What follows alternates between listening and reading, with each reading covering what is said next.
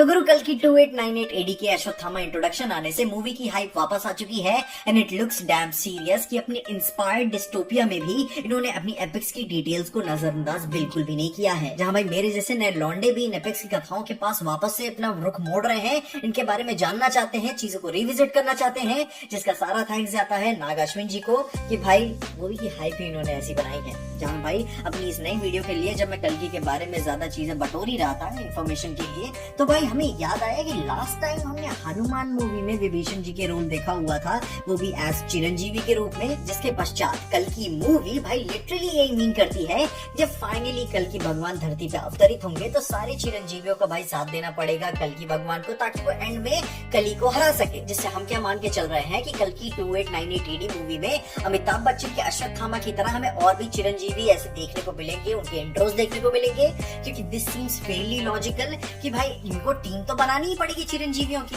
जो कि भाई कल की मूवी में सब कुछ अभी दिखा देना पॉसिबल तो है, लेकिन आई थिंक वो रश हो जाएगा पूरी सब कुछ एक ही मूवी में कर देना। जहां कास्ट की बात देखे तो भाई अमिताभ बच्चन एज अश्वत्थामा प्रेजेंट होना कल की मूवी में चिरंजीवी वाली स्टोरी लाइन को सिर्फ एक स्टार्टिंग पॉइंट देता है, जिसको लेकर बहुत हद तक कल्कि के आने वाली जो भी मूवीज होंगी या फिर मूवी जो किसी इसमें छुपा के रख रही होगी वो सिर्फ अभी एक इंट्रोडक्शन है। हमें आगे और भी ऐसी डिटेल्स देखने को मिलेंगे और ये पूरी तरीके से लॉजिकल सेंस बनाता है। जहां पर्सनली मैं ओजी परशुराम के लिए थोड़ा सा एक्साइटेड हूँ और उनकी कास्ट थोड़ी सी स्ट्रॉन्ग होनी भी चाहिए, क्योंकि भाई उनका वो कुल्हाड़ी वाला जो जस्टिस था वो पर्सनली थोड़ा सा कूल लगता है, समझाते भाई डोंट नो। एंड वही भाई दुर्भाग्यवश अश्वत्थामा जी के बारे में बहुत ज्यादा नहीं जान रहा था, ऐसी बात नहीं कि मैं जान ही नहीं रहा था। I mean, हम सब ने देखा है, हम सब उनके बारे में जानते हैं भाई वो कौन है, लेकिन कभी ऐसा मौका ही नहीं आया कि इनके ऊपर इस तरीके से ध्यान दे पाए। आई एम सॉरी बट जब मैंने इस अनाउंसमेंट वीडियो के बाद अपने बी आर चोपड़ा की महाभारत को रिविजिट किया एंड देखा और पाया कि भाई काफी फैसिनेटिंग स्टोरी है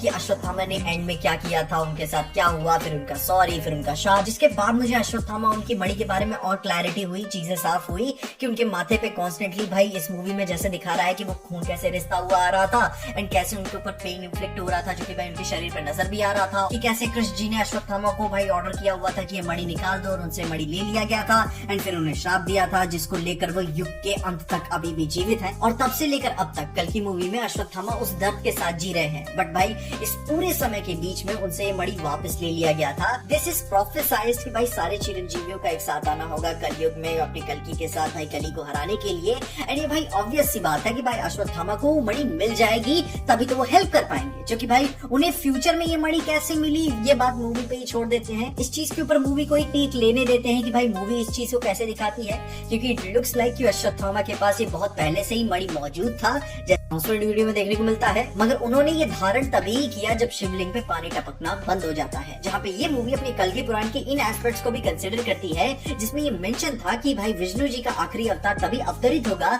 जब सरस्वती, यमुना एंड गंगा एक एक करके सूख चुकी होंगी, मीन्स की भाई जब वो पृथ्वी लोग छोड़ के स्वर्ग लोग चली जाएंगी। एंड भाई इंट्रो वीडियो में भी यही होता है कि भाई शिवलिंग पे जब आखिरी बूंद पानी टपकना एकदम बंद हो जाता है तब अश्वत्थामा उस मणि को धारण करते हैं कि भाई अब टाइम आ गया है कल्कि का आने का एंड हमें भी तैयार होना पड़ेगा। विच ऑल्सो एक्सप्लेन्स कि भाई कल्कि मूवी इतनी सैंडी क्यों लगती है, क्योंकि भाई प्रॉपर एपोक्लिप्टिक वाला मामला हो चुका है, पानी उन्हीं कहीं कुछ बचा ही नहीं है। जहाँ भाई ये लोर एक्यूरेट है तो भाई किसी भी और चीज से कंपेयर करना इसे बिल्कुल भी ठीक नहीं होगा। एंड भाई नाग अश्विन भाई यार अब तो मटेरियल आने दो, इंट्रोज आने दो, टीजर ट्रेलर जो भी है आपके पास, क्योंकि अब हाइप बन रही है एंड थैंकफुली मुझे भी भरोसा हो रहा है मूवी में। भाई तुम्हारा क्या कहना है, क्या तुम भी एक एक करके बाकी चिरंजीवियों की कहानियां देखना चाहते हो कि कल्कि के आने वाले पार्ट्स में इलैबोरेट तरीके से देखने को मिले जैसे अभी अमिताभ बच्चन को ऐसा देखने को मिल रहा है, या फिर एक ही मूवी में सब कुछ दिखा दो? आई मीन पर्सनली मैं एक ही मूवी में सारा फेस ऑफ नहीं देखना चाहता, थोड़ा थोड़ा करके बिल्ड करो और फिर एंड में एंड गेम लेवल की हाइप लेकर जाओ ना,